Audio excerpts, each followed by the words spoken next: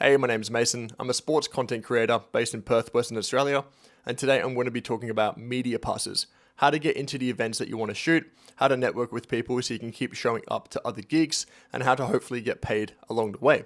So stick around and I'm going to drop some sauce. A little background about myself because that's very important. I'm a sports content creator. I've been working in sports for about 4 years and freelancing for about 2. In this time, I've been working mostly in basketball, and I've worked for organizations like state organizations. I've worked for actual basketball teams themselves. I've worked for athletes, and I've worked for sponsors. During this time of shooting content, of course, there's a lot of trial and error. Running a business is very hard, especially when you work full time on top of that, in which I do. I shoot in my spare time, and it takes a lot of practice to get things right, to get the systems flowing, and to, make the process fun when sometimes it feels just like work. So stick around, I'm going to drop a hint or two, so hopefully I can help one of you out there get into their first shoot that they've always dreamed of. So number 1 is the portfolio. To build a decent portfolio, you have to be willing to shoot for free. And if you're an amateur photographer or a beginner videographer, by all means, you have to really put in the work to actually develop that skill to create work that is actually valuable to someone like a sports team, to an athlete who want to appear as the premium or the top of the cream of the crop in their industry, in their league. So to put in the work, you have to be willing to work for free. I'm assuming if you're a photographer, you're not just a basketball photographer. You've probably gone out and shot some landscapes, some pictures of friends. You've probably learned the basics of photography already, and now you're really looking to expand into a niche like sport.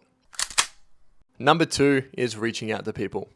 In 2026, it's pretty easy to find people's email, phone number, online, especially with ChatGPT, with Gemini, with Grok, whatever you're using. You can just sweep the web and find contact information in seconds. But before you do that, I want you to consider angles. What angles are you trying to approach to cover a certain event? Maybe you're looking to capture a player highlight package and you want to reach out to players. Maybe you want to capture some corporate content so you can actually make a little bit more money because you're producing content for a business instead of just a highlight package for a player. Then you have to contact someone else other than the players to get into that. Maybe you want to capture the team, the atmosphere, the stadium, the event as a whole. Maybe you want to contact someone from the team or even the stadium itself. So there's different ways to attack the angle that you want to contact the right people to get, the right answer and to get the access that you really want. Typically, I would ask to work for free on the first event because it's very hard for someone to trust you if they've never met you before and if they've never worked with you before. So it's important to consider that before putting down some rates. But for the first session or the first game, I would work for free. And by simply communicating what you can deliver and also showing them your portfolio, it makes it really easy for them to say yes and really hard for them to say no. The third piece of advice, but seemingly the most obvious but often missed part, is actually producing and posting your content. There's no point going to a game that you've worked really hard to get access to produce nothing. To film some content and you dabble in the edit, you play with your colors, you play with your, transitions, whatever it may be, and not actually produce any content and show it to anyone.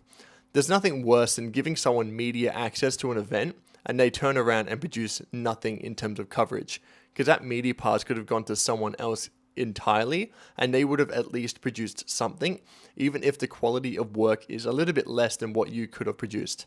And that's something that a lot of people do. And I've done once or twice where I've gone to an event and I haven't covered it. I haven't produced anything. So what was the point of me being there other than just to show my ego?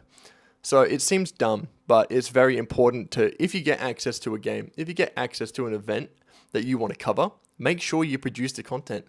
Make sure you do it well, right?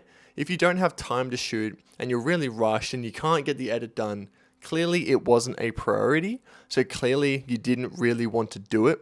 You just wanted to be there just to flex. And that's what a lot of people get stuck with. And it's what a lot of people do without even realizing it. But it's very important that you produce the work that you're there to capture.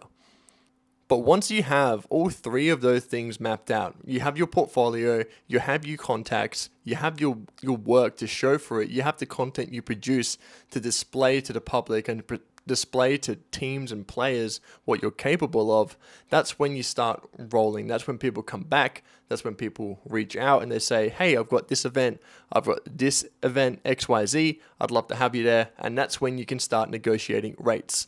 Because if you're busy, your time is valuable. If you have nothing going on, obviously you need to produce more work, or you need to work on a couple more things like your marketing. But that's simply it, really. Like, those are the 3 tips that I have. If you want to get into events and coverage and photography, videography, I'm not talking about gear. I'm just simply talking about the logistics of how to get access and how to win events. So I hope you guys enjoyed. I hope this helped someone out there. And if you book a job based on my advice, I'm proud of you, and let me know, because that would be amazing to see. So I hope you guys have a great weekend. Have a great time. Catch ya.